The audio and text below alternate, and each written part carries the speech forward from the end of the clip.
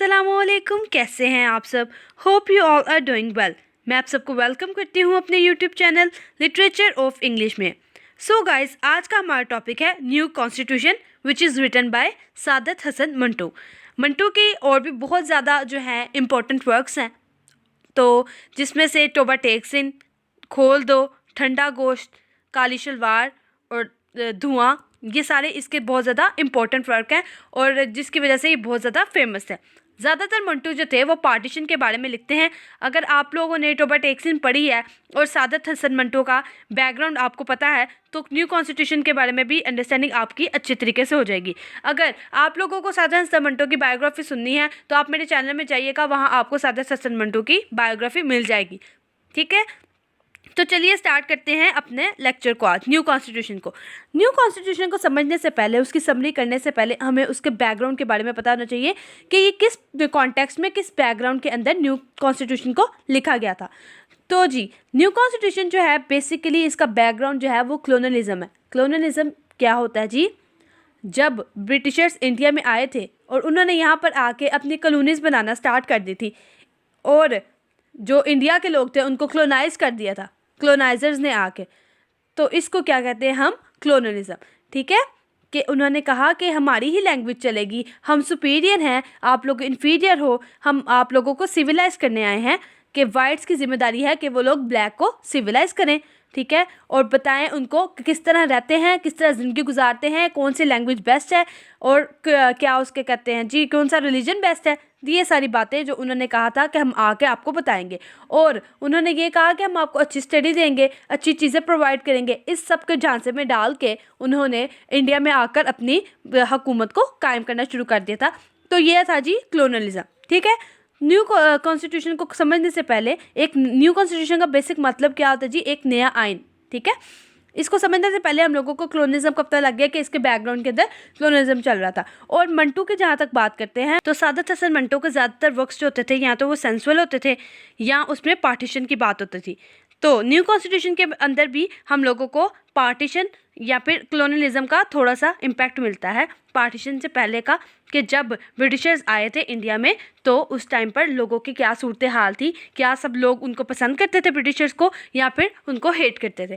तो जी अब चलते हैं हमारी न्यू कॉन्स्टिट्यूशन की समरी की तरफ। सबसे पहले आ जाते हैं जी करेक्टर एनालिसिस। करेक्टर एनालिसिस में हमारे पास आ जाता है उस्ताद मंगू, जो कि एक टांगा वाला था, which is the main protagonist of the short story. ठीक है, नेक्स्ट हमारे पास आ जाता है जी कैरेक्टर गोरा सोल्जर। अब गोरा सोल्जर आप समझ रहे होंगे कि भाई इन्होंने गोरा सोल्जर क्यों कहा है। यहाँ पे इंग्लिश मैन भी कह सकते थे, ब्रिटिशर भी कह सकते थे, ये किसी और तरह की लैंग्वेज भी यूज़ कर सकते थे, लेकिन सादत हसन मंटो ने गोरा वर्ड इसलिए यूज़ किया है ताकि वो रियलिटी को पोर्ट्रे कर सकें और क्लोकियल लैंग्वेज को बता सकें कि अपनी जो हमारी आइडेंटिटी है, हमारी जो अपनी लैंग्वेज है, उसको मज़ीद एक्सप्लेन कर सकें अपने वर्क्स के थ्रू। ठीक है, तो जी उन्होंने गोरा सोल्जर के बारे में बताया। अब गोरा सोल्जर किसको रिप्रेजेंट करता है? It is the representation of the British rule in India, कि जिस तरह से ब्रिटिशर्स आए थे और उन्होंने रूल वगैरह करना शुरू कर दिया था इंडिया के अंदर, गोरा सोल्जर उसको रिप्रेजेंट करता है। और उस्ताद मंगू जो है टांगा वाला, वो पूरी इंडिया की कम्युनिटी को रिप्रेजेंट करता है। कि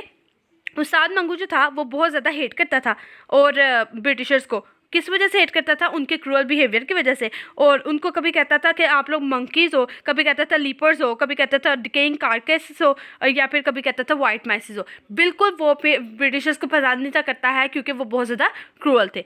नेक्स्ट हम आपको बताते हैं कि इनका माइनर कैरेक्टर से एक दीनू था, एक नथु था। ठीक है, ओके, स्टोरी को कंटिन्यू करते हैं जी। अब करेक्टर समझ आ गया आपको, बैकग्राउंड समझ आ गया कि बैकग्राउंड में कॉलोनियलिज्म था और करेक्टर जो उसके मेन थे ना, मेन प्रोटैगनिस्ट जो है वो उस्ताद मंगू था। तीन मेन करेक्टर है, उस्ताद मंगू, गोरा सोल्जर और दीनू नथु। ठीक है, ये बात होगी। आगे बताते हैं कि जी मंगू जो था ना वो ब्रिटिशर को हेट करता था। किस वजह से हेट करता था? Because of their cruel savage in human treatment, कि वो किस तरह से इंसानों के साथ पेश आते थे। वो इंसान को इंसान नहीं थे समझते, ज़्यादातर कहते थे कि वाइट्स जो हैं वो सुपीरियर हैं और जितने भी ब्लैक्स हैं वो सारे क्या हैं जी? इन्फीरियर हैं। उनकी कोई अपनी शनाख्त नहीं है, आइडेंटिटी जो है वो सारी वाइट्स की है। ठीक है, वही सिविलाइज्ड हैं, बाकी सारे लोग जो हैं ब्लैक्स वो बारबैरिक है, अनसिविलाइज्ड हैं और उनको खाने पीने की कोई तमीज़ नहीं है। ठीक है, अब जो टांगे वाला था ना वो बहुत ज़्यादा जो मंगू मतलब था वो लेके जाया करता था पैसेंजर्स को अपने साथ, ठीक है। तो ऐसे ही एक दफ़ा क्या हुआ जी, कुछ पैसेंजर्स उसके साथ बैठे, उन्होंने ना स्पेन की वॉर के बारे में बात करना शुरू कर दी। तो मंगू ने आकर सब लोगों को बताना शुरू कर दिया कि जी स्पेन में वॉर होने वाली है, और इस तरह की सारी बातें उसने बताई। तो कुछ ही अरसे के बाद स्पेन में वॉर शुरू हो गई। तो लोगों ने इसको बहुत सराहा कि वाकई जी मंगू एक बहुत काबिल इंसान है, एक समझदार इंसान है, एक अक्लमंद इंसान है, उसको हर चीज़ का पहले ही इल्म होता है। तो इसी तरह से जब ना कुछ जो पैसेंजर्स थे ना वो बात कर रहे थे कि हम लॉयर के पास जाएंगे क्योंकि जी न्यू कॉन्स्टिट्यूशन आने वाला है, और न्यू कॉन्स्टिट्यूशन कब बना है, 1 अप्रैल 1935 को ये न्यू कॉन्स्टिट्यूशन आने वाला है। तो ये बात सुनकर जो है ना मंगू बहुत ज़्यादा खुश हो गया। उसने ये चेयरफुल न्यूज़ थी उसके लिए बहुत ज़्यादा, और ये जो न्यूज़ आई थी न्यू कॉन्स्टिट्यूशन की कि भाई ब्रिटिशर्स यहाँ से चले जाएंगे और यहाँ पे हम लोगों इंडियंस का अपना रूल होगा, एक न्यू कॉन्स्टिट्यूशन होगा, एक नया आइन क्रिएट होगा, जिसकी वजह से उसमें बहुत ज़्यादा होप और डिवोशन पैदा हो गई थी। बेसिकली ये जो शॉर्ट स्टोरी है ये एक विशफुल थिंकिंग है। किसके बारे में है कि भाई हम लोगों को फ्यूचर के बारे में प्रिडिक्ट कर लेना कि जी अच्छा होने वाला है, आगे कुछ अच्छा होगा हमारे साथ। ये सारी बातों को इस शॉर्ट स्टोरी में बताया गया है।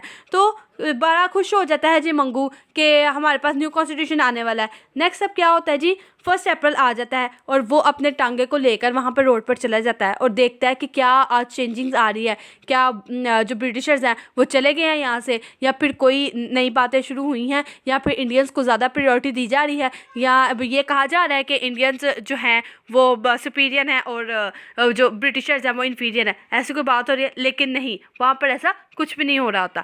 वो चुप करके टांगे पे बैठता है, अपना सिगरेट लगाता है। वहाँ पे 2 पैसेंजर्स आ जाते हैं। एक पैसेंजर आता है जिसका जो गोरा होता है, ठीक है, ये वही गोरा होता है जिसके साथ इसकी पहले बहुत दफ़ा लड़ाई हो चुकी होती है।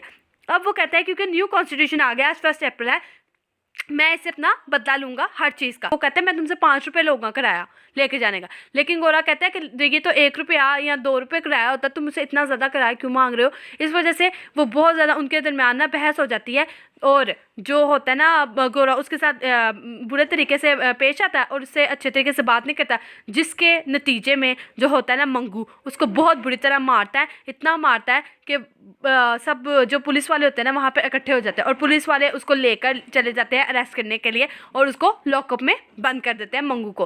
अब मंगू जो होता है ना वहाँ पर जाकर ऊंची ऊंची चला रहा होता है न्यू कॉन्स्टिट्यूशन। वहाँ पर जाकर जब वो ऊंची ऊंची कहते हैं ना तो जो पुलिस वाले जितने भी होते हैं ना वो बहुत ज़्यादा कहते हैं कि कौन सा न्यू कॉन्स्टिट्यूशन, इधर तो कोई न्यू कॉन्स्टिट्यूशन नहीं आता। वो उनमें से एक पुलिस वाला उसको उठ कर कहता है what new constitution, it's still old constitution you fool, कि अभी भी पागल वही पुराना कॉन्स्टिट्यूशन चल रहा है, नया कोई आइन नहीं आया है। यहीं पे हमारी जो शॉर्ट स्टोरी है वो एंड हो जाती है। इस सब का क्रक्स ये था कि किस तरह से उस टाइम पीरियड में लोग जो थे वो ब्रिटिशर्स को पसंद नहीं थे करते, वो नहीं थे चाहते कि हमारे जो है ब्रिटिशर्स आके यहाँ पर कॉलोनियलिज्म कायम करें। तो ये सारी बातें उसने अपनी शॉर्ट स्टोरी के अंदर एक्सप्लेन की हुई हैं सादत हसन मंटू ने। अब चलिए थीम्स की बात थोड़ी सी कर लेते हैं कि थीम्स इसमें कौन कौन से इंपॉर्टेंट थे। तो इम्पॉर्टेंट थीम्स इसमें कौन से थे, इंपीरियलिज्म था, होप थी, चेंज था, एरोगेंस थी और ऑप्टिमिज्म था। इंपीरियलिज्म किस तरह से कि जी उन्होंने पहले ब्रिटिशर्स ने डिसाइड किया कि हम वहाँ पर जाके अपनी जो है हुकूमत को कायम करेंगे, और उसके बाद वो आए, उन्होंने कॉलोनीज़ बनाई, और इसी तरह से सो ऑन उन्होंने अपनी आइडेंटिटी को मनवाया वहाँ पर कि हम लोग ही यहाँ पर सुपीरियर हैं और आप लोग इन्फीरियर हो। उसके बाद आ जाती है होप ये थी कि जब मंगू को इस बात का पता लगा कि न्यू कॉन्स्टिट्यूशन आ रहा है तो उसके अंदर एक उम्मीद जाग गई कि जी हम लोग भी अच्छे तरीके से रह सकेंगे अपने हुकूमत में, अपने आप को मनवाते हुए कि हम लोग भी कुछ कर सकते हैं, बजाय इसके कि हम लोग ब्रिटिशर्स के ज़ेरे असर ही हमेशा रहे। ये बात ही होप आ गई।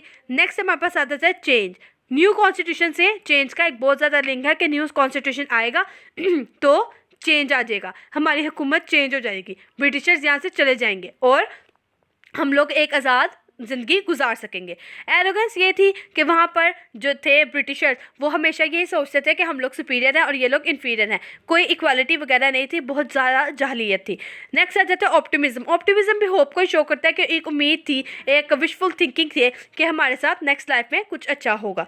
तो ये कुछ थीम्स है और ये हमारी समरी थी शॉर्ट स्टोरी की। बीच में मैंने आप लोगों को उसका बैकग्राउंड भी बता दिया और उसके करेक्टर एनालिसिस भी बता दिए। होप्स हो कि आप लोगों को आज का लेक्चर समझ आ गया होगा। इंशाल्लाह आपसे मुलाकात होगी नेक्स्ट लेक्चर में। Thank you.